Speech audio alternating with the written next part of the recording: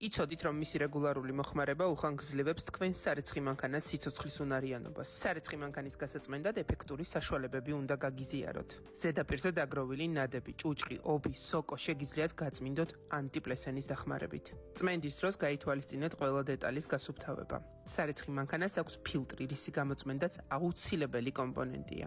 სარეცხი მანქანის ჭრილიდან გამოიღეთ უჯრა, გაწმინდეთ ობი და ნადებისგან ანტიპლესენით. სარეცხი მანქანის რეგულარული წმენდა თავიდან აგარიდებთ სწორედ ასეთ დაბინძურებას.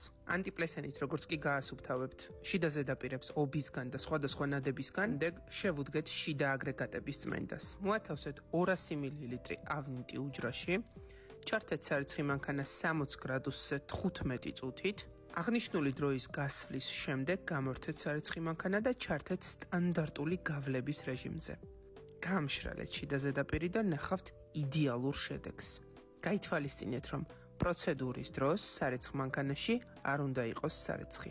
ავნიტი ეს ის საშუალებაა, რომელიც აშორებს სარეცხი მანქანის შიდა დეტალებიდან წყლის და კირქვის ნადებს, ჭუჭყს, ჟანგს, ობს, სოკოს და სხვა სახის დაბინძურებებს.